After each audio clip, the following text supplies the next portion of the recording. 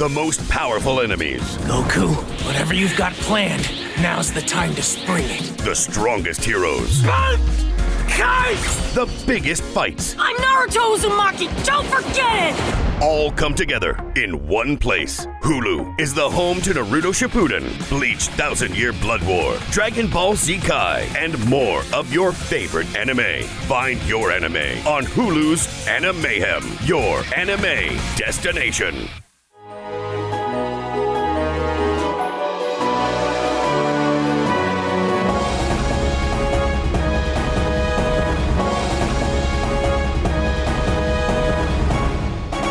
Welcome to Dynamic Duos. I'm Tiffany Crivelli. Today, we're joined by Eisner Award-nominated creators Mattson Tomlin and Lee Bermejo. These two are forces in the world of comics and other media. Mattson has written for Netflix's Project Power, worked on the script for Matt Reeves' The Batman, and wrote the DC comic Batman Imposter. And even if you haven't checked out Lee Bermejo's work on Batman Noel, you're probably familiar with his incredible artwork from his countless other comics and covers. These two are currently working on Vicious Circle, a new series from Boom Studios, and are here to talk about the process of creating this series along with the differences in working in other media. So let's get ready for another fantastic episode of Dynamic Duos. What's good about this is that they sent over some questions. So okay. I'm gonna interview you for a little while, and then you'll interview me, and it's gonna be great. Perfect. Okay. Because I'm Mattson Tomlin. I'm Lee Bermejo. And we made this book of a Vicious Circle. We do this all the time. It's just a different format. It's weird that it's weird. Well, we're talking privately, but in public. That's really that's what's happening here. So I guess that some of the one of the big questions that comes up is people ask how we started working together. So I'm just going to launch into that and just get that part out of the way. And by the way, if I freeze, which I've been freezing, you're just going to have to talk to yourself for. I'm gonna try to, whatever word you finish on, I'm going to try to finish your sentence. Yeah, great. I love that. So we met in January, February of 2020.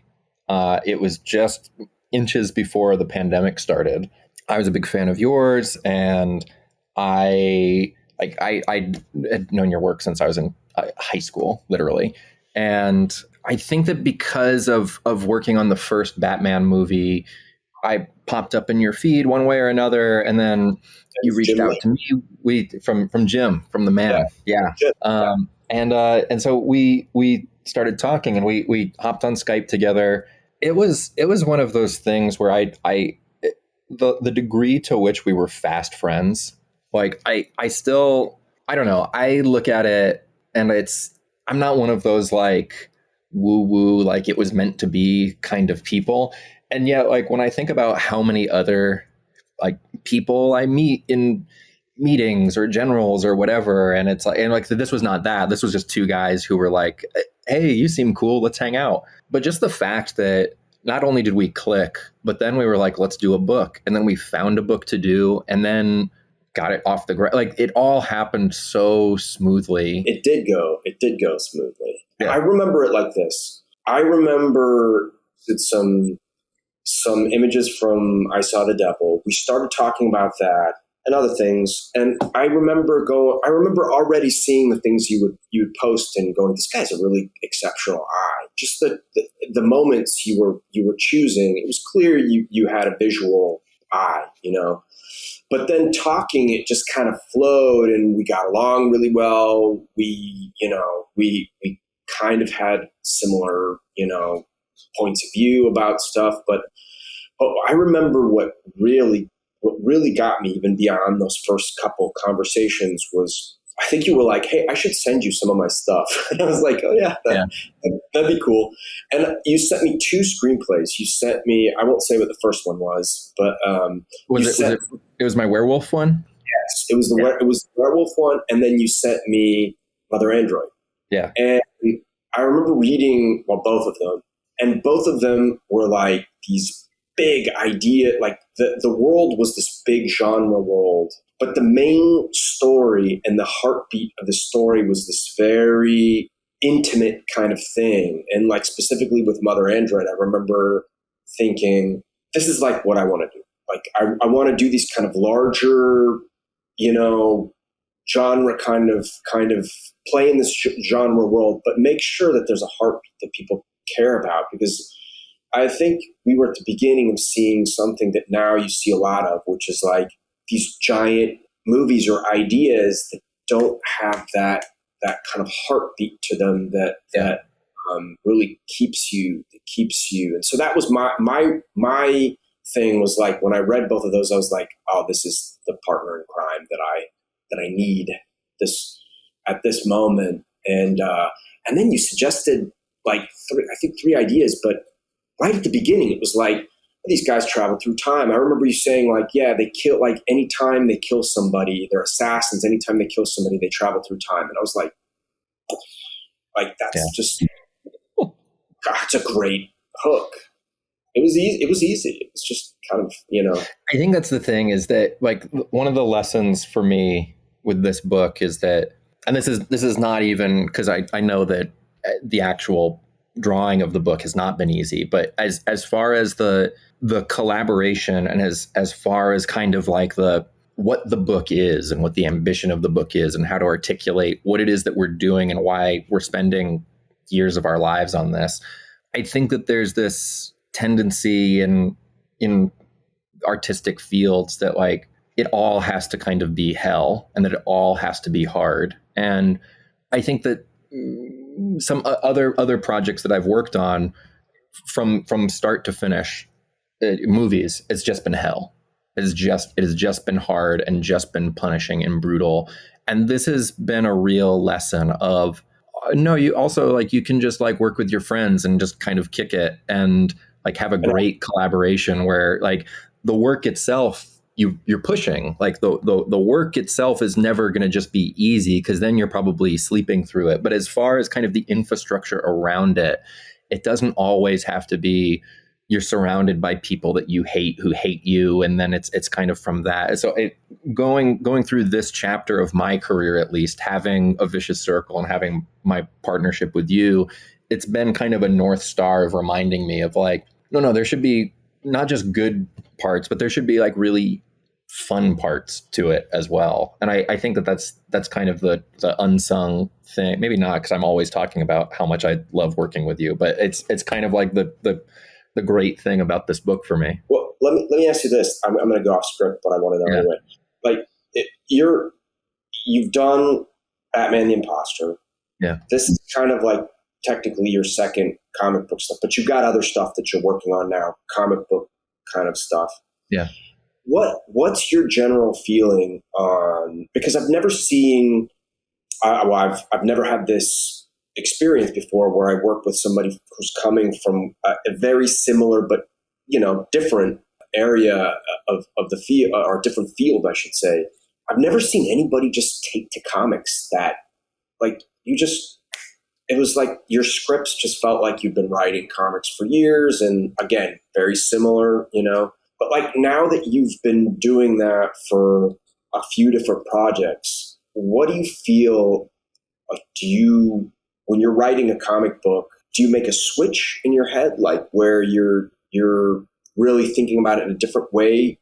Yeah. Not just format wise. Do you make that switch when you're writing comics? Yeah, definitely. Because there are so fewer tools in a comic book than a movie, because it's just on the page. And in a movie, you have movement, and you have sound, and you have actors. It's all much more alive. And with a comic book, there isn't movement, but there has to be the sense of movement. And so even when I am writing, sometimes I do have to catch myself and go, I'm describing somebody doing four things, and it's a still image. They can't punch and kick and then bite this guy's ear off. I got to choose one of those, and then around it, I have to describe the things in the action that will make it clear to you of what I'm going for, so that then you translate it into something that actually works. Like when I sit down to write a comic book now, I feel like I am certainly the writer, but I also feel like I am the co-director, and more so than when writing a movie, I feel like I'm an actor too. Right. And I feel like I have to I can't just say, Ferris has a look. It's like, because you're going to draw, there's 10,000 looks out there. And so sometimes the description will be much, much more prescriptive than it would be if I were writing a movie where, okay, there's going to be an actor and they're going to know, and it's going to be this whole other thing. And then meanwhile, just knowing I'm not collaborating with 600 other people. I'm collaborating with one other person. And that one other person, they're the co-director, they're the cinematographer, they are the actor, they are everything else and more to it. So in a way, it's like a movie script or a movie that is a blueprint to build a building in which 600 people are going to be building a building. And a comic book script is more like a tone poem to inspire you. Like that, they are very, very different things. I look at it almost, I would think you would have to be a bit more, because I mean, in film too, given that there's so many people who put their hands on it, I feel like with comics, the eventual thing that we're getting here with Vicious Circle is it is your script. I mean, there are slight variations, from here and there, but it really is more pure you, to a certain extent too, because, you don't have actors that are changing dialogue or a director who's got some, there might be a little bit of that where I go in a very slightly different direction. But for the most part, what your script is what we're seeing with Vicious Circle. Yeah. Yeah, it was. I was curious because now you're kind of dipping your toe more and more into comics too, and so how do you you're looking at a blank page? Now we're doing a process podcast. That's we're off the map here. So you're staring at a blank page. You have a script. Here are these things that I've written, and here are. For me, what are kind of polite suggestions. And at the front of every script, I say to you, look, I'm going to describe and describe and describe, but ultimately you're the one that has to stick the landing. So anything that doesn't make sense to you, just throw away. And I've never felt like you've ever thrown it away. I feel like you have usually taken the bones of what I've said, but then rather than throwing it away, you add to it in a way that I'm like, now you've just made me look like a genius because it's working so much better. You're being humble, because I think that there's I'll bring it back to the second issue because we're talking about the second issue. Yeah.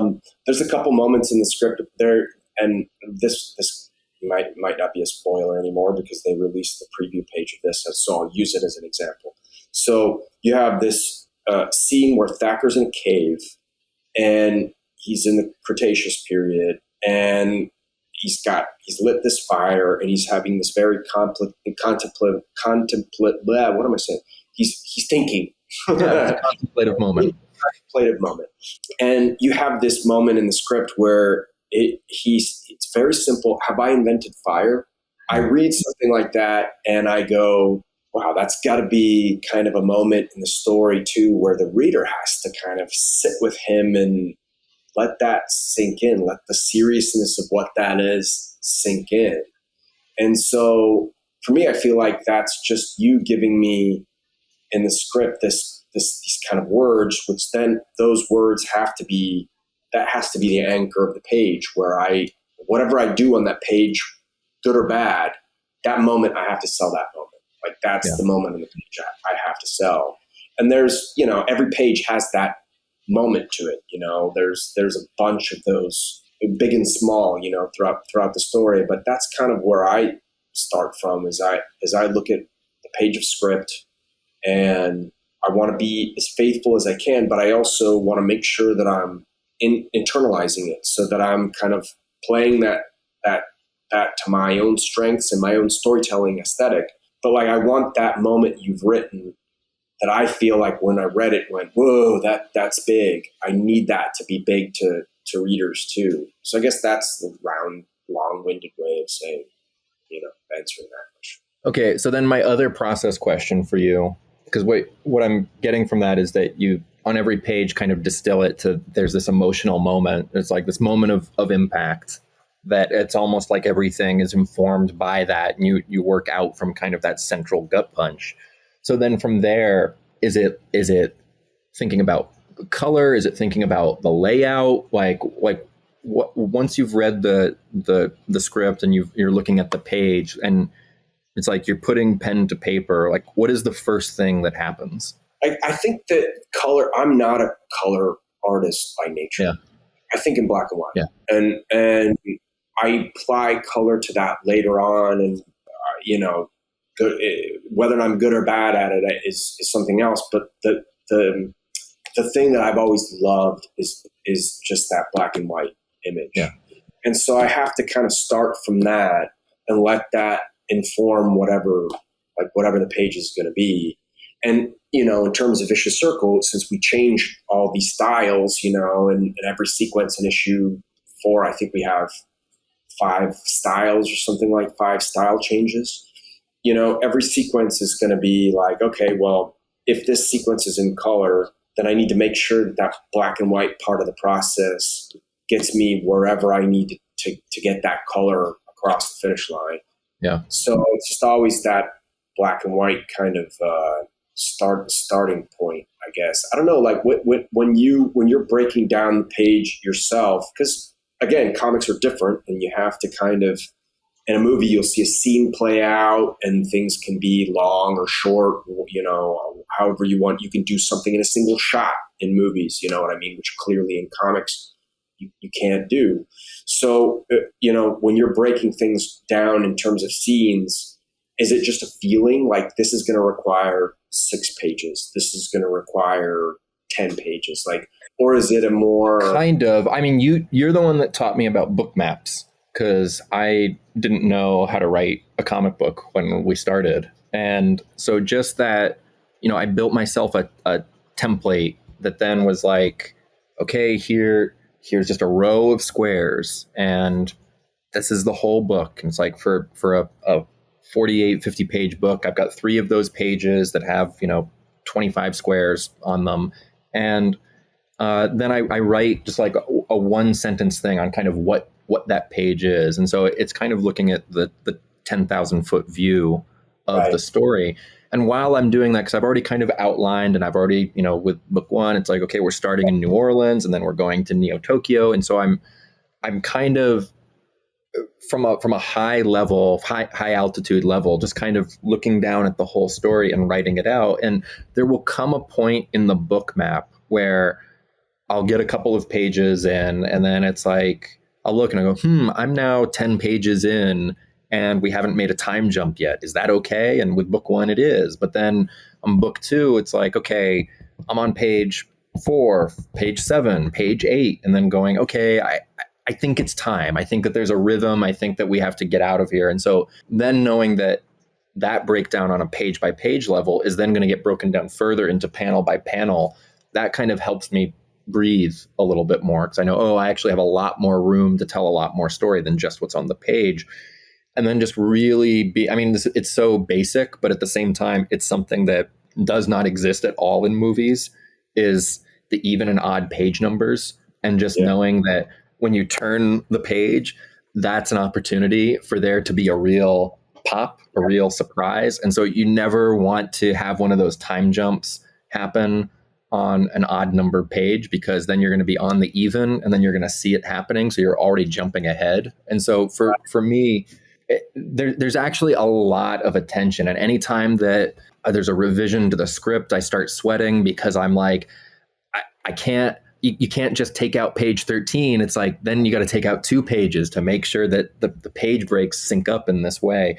And I know that for anybody that works in comics, they're listening to this going, yeah, dummy, that's the whole thing.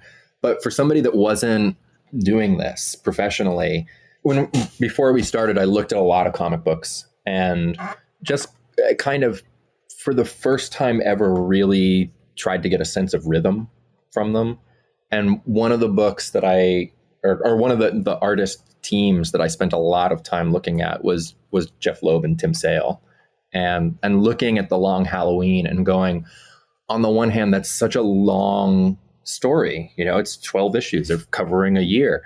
And so kind of going, okay, how do they pace out time there? Like, is every issue on the holiday, or like what's going, and then realizing, no, like actually sometimes the holiday is at the very end of the issue. And so then just seeing stuff that how they would get Batman from one place to another, and realizing that the tremendous swings of just turn the page and you're there. Yeah. And it's like, oh, you don't need any of the shoe leather that you might need in a movie or some other medium. It's like you really need to use the space in the most effective way. And so I don't know if I'm still even answering what we're talking about, other than to say that it became really clear to me that pace was going to be super, super important with this book, and not overstaying our welcome in a time period, but also letting it land enough. And so for me, the rhythm of the storytelling, it's the closest that I can get to like cutting a movie and editing the rhythm, is just what happens on a page turn. And so that became, I feel like it's a skill set now, because it's kind of one of the only things that I have, other than the dialogue and how I phrase things so that it'll create an image in your head that you can then go do something with. The rhythm of those page turns is kind of the one thing where I feel like I have a lot of control here, and I need to not fuck it up and put you off balance. No, I mean, that's one of the things that really impressed me was, and the second issue, I think, is a really good example of that, actually, is the control over the rhythm. There's a pace that the story has, and we do it in the first issue where we let people nestle comfortably into this black and white kind of, 1960s time period, and then bam, we shoot them into the future, and then we have that time ramping scene. The second issue, I think, has a lot more of these characters, without giving away too much. There's a lot more of these characters actually taking time within different time periods. Yeah. And so, the rhythm of it becomes like super difficult, just to make sure you're giving people enough time and the characters enough time. But at the same, you also need to have people, also wondering, oh my God, at any moment, where could we go? Like, could this rug be kind of ripped out from under me? I definitely feel like there's a few moments in the second book that do that. But that's I've never seen anybody who hadn't done this job before take to it like you took to it. It was just like, oh, this guy's been writing comics forever. I mean, clearly, there's Thanks, no man. Thank even you. like that. It just it wasn't even like you said, like, oh, let me give this a shot and see. It was just like, I remember the first script you turned in. I was like, there you go. Like, there was no really, it's impressive. Well, I think that the other thing to say about that, just on like a business level, is that the comic book industry is in this kind of scary time where movies have really put the boot on the throat of the comics industry. And, I think that you see it a lot of people who are in Hollywood who decide I'm gonna do some comics, and it's really just kind of like, I think that just the Hollywood pipeline has just made it so that so often comic books are now existing just so they can be made into a movie. And that's just not where my heart was, where you just work in comics. So for you, it's the book is the thing. That is the whole goddamn point of it. And I think that for me, there's kind of this thing in my brain of going, would a movie be nice? Of course. Like, would any of that stuff be cool? Yeah, I love that. And if that can happen and we're lucky in that way, congratulations to us. But at the same time, the book is the thing that's in front of us and the thing that we can control and the thing that really matters. And so it's not a means to an end. This is the end. And I don't know. It's like I'm here at a little cabin in the woods in Maine right now, which is why my internet is so shitty. And I in the corner over there just have these shelves of comic books, because I've just been kind of putting together like the Woods comic book collection.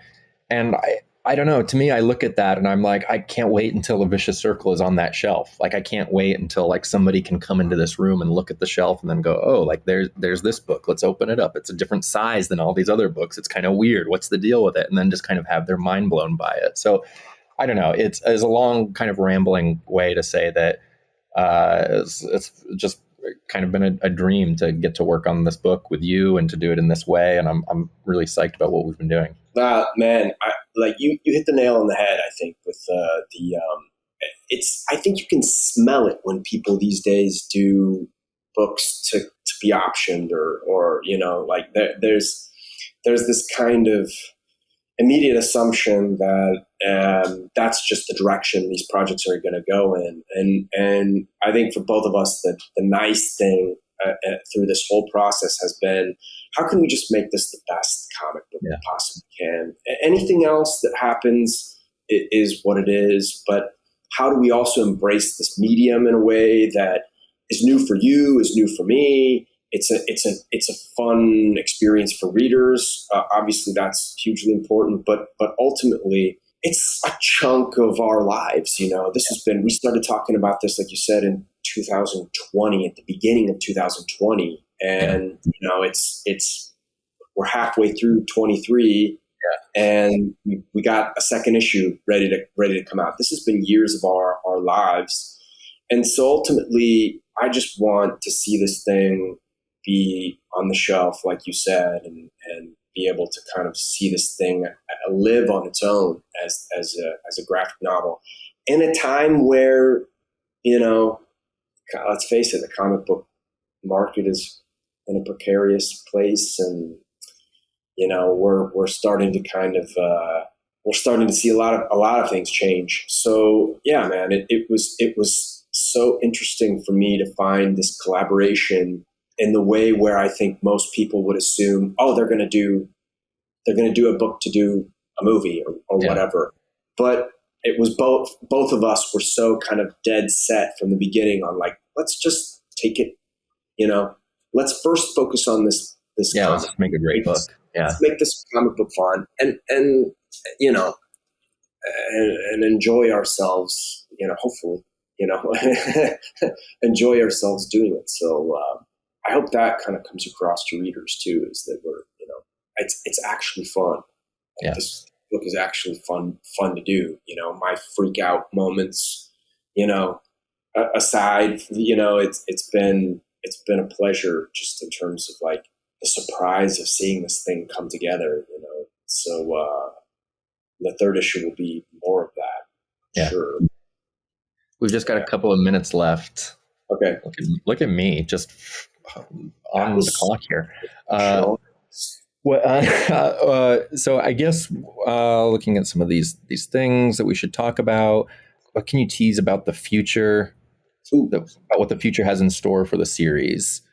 Yeah, I mean, I guess let's just wax on that for a second. Just that for anybody listening, I know that we kind of just did this dive into craft, that hopefully that was an interesting thing for you to listen to. It's not what we normally get to talk about.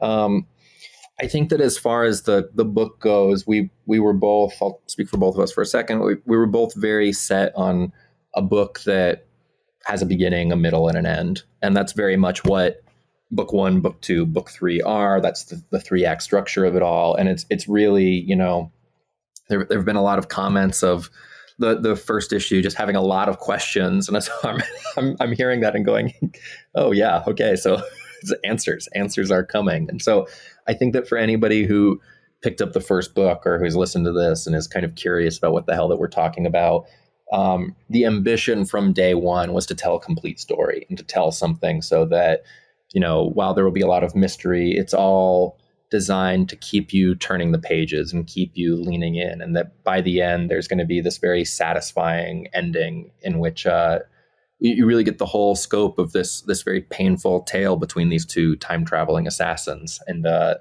there's some poignancy. We were talking earlier today about the Terminator and how the time travel in Terminator, I find the time travel to be very sad, because here's a guy who's gone back in time and he's left his whole life, and he's done it to save the world, but really he's done it because he's harboring a crush on this woman, and there's something so bittersweet and sad about the sacrifice of that. And so the kind of tone poeminess of that, I think, ripples through our book in ways that might not be clear in issue 1, but are just going to get kind of more and more intense the further on we get. Definitely.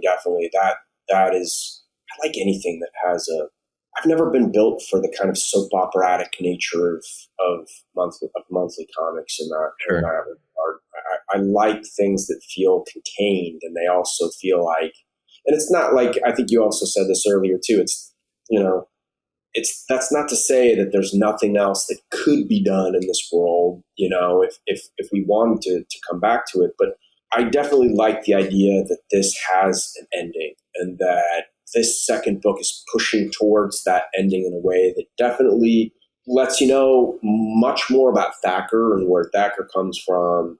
And also, is going to start to beg more questions of Ferris and really be that, propulsionary thing towards the finale. So I want to say thank you to Mattson and Lee for this amazing episode. Vicious Circle #2 is on sale now at your local comic shop or wherever comics are sold online. And as always, thank you so much for listening. If you like this episode, share it with a friend. And we'll see you next time on Dynamic Duos.